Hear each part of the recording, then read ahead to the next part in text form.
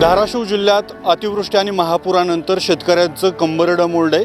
शेतीला आधार असलेलं पशुधन देखील शेतकऱ्यांवर विकण्याची वेळ आली आहे। त्याला वेगवेगळी कारणे, आर्थिक संकट असेल, चाऱ्याची टंचाई असेल। आता आपण आहोत करजखेडच्या बाजारात की इथं शेतकरी आपलं पशुधन घेऊन आलेले आहेत। काही शेतकरी आहेत। आजी काय घेऊन आलात बाजाराला? काय म्हैस घेऊन आलो काय विकायलात? विकायला. अति पाऊस जसं होतं तसं दिन होता पावसाचा, अति पाऊस झाला, काढायची परिस्थिती बेकार झाली.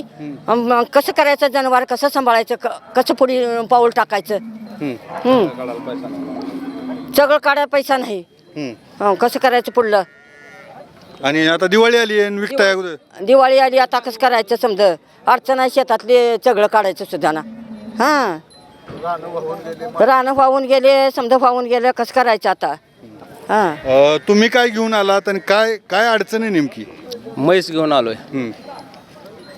सगळं काढायलाच पैसे नाहीत म्हणून आणले म्हैस. भाव आहे का बाजारात? काय माहित आता काय होतंय ते.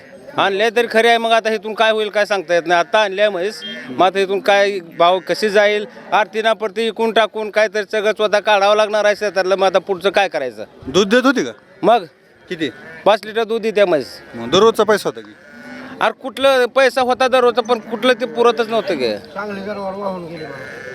वाहून गेले, पाणी नाही. आता पाणी जास्त झालं, रानातलं नीट करायला पैसा नाही. आता रान नीट करायला पैसा नाही.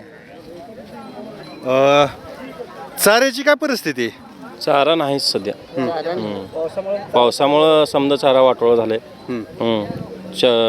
30 रुपये 40 रुपये पेंडीवर भेटत होते, आता काय भेटणार बी झालं. समजा चारा खराब झाले अतिवृष्टीमुळं.